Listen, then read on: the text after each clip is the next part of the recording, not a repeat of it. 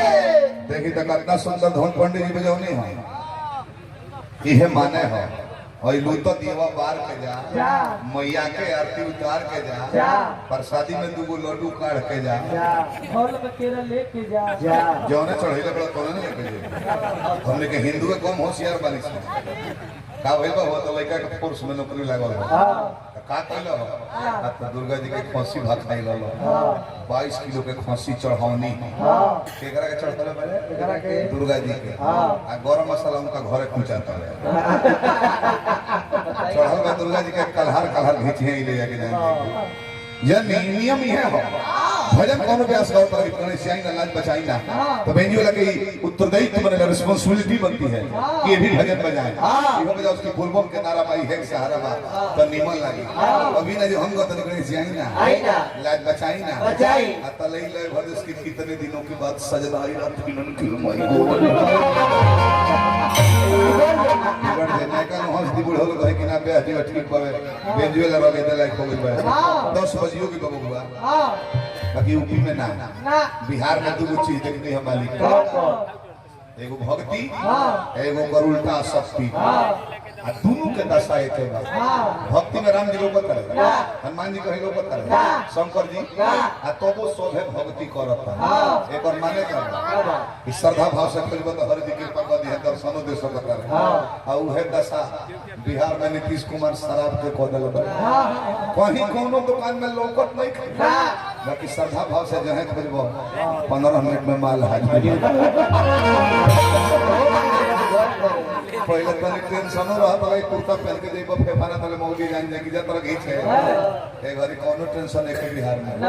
सुतले बाड़ो मेहरारू होई जे बड़ी तो बतियल हेलो राम बेला एगो चवनी भेजवाओ तो जान जाए कि पौआ मांगता और ठानी कहबो तो जान जाए कि हाफ मांगता मूड में होई आ जहां सीका कहला कि जान जाए कि फूल ले ली अब मोरी में मूड़ी बुड़का दी हमरे उठाओ तो बड़ी गाड़ियों सुने को बड़ा पुराना धुन है ना पुराना में कहे एकदम भरत शर्मा जी लयदार गांव है मौजी लेना भारत शर्मा बोल रहा है 15 साल पहले कि पिया आसमान से अरे हर भइले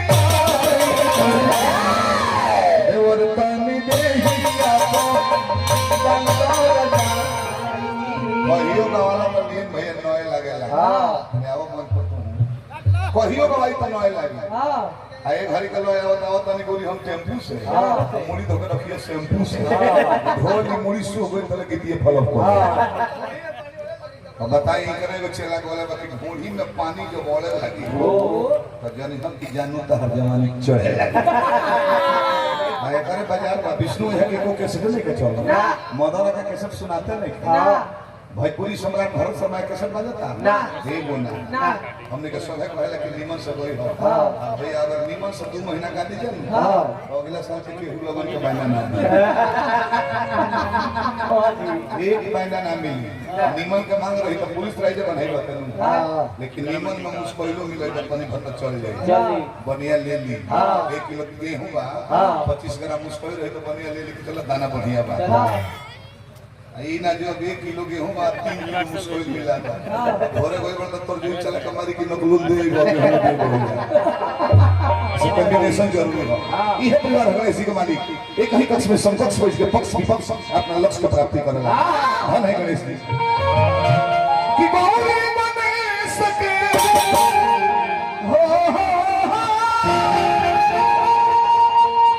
कि गौरी बने सके सुमिरन में बोलो देवता लाज के बजा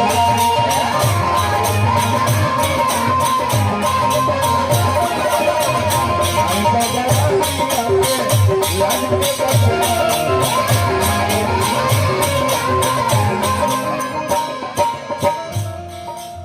खान वानी बीबीसी महोदय विश्राम सिंह जी मदन भैया लोग लग रहा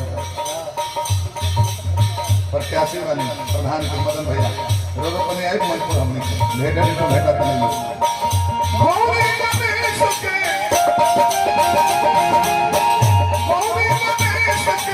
सुमिरन में आई बाबा आई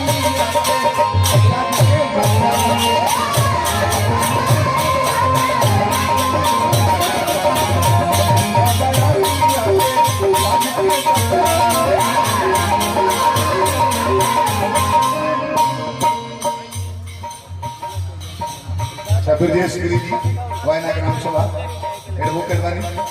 पुरस्कार करने भगवान मनोकामना पूर्ति करी वहाँ के बाबा के बाबा पहुंच भविष्य तो बाबा का पैसा हमने के ले के ना राती खाली हर जगह जी पैसा बाकी पानी में रहे के विरोध किए तो वही में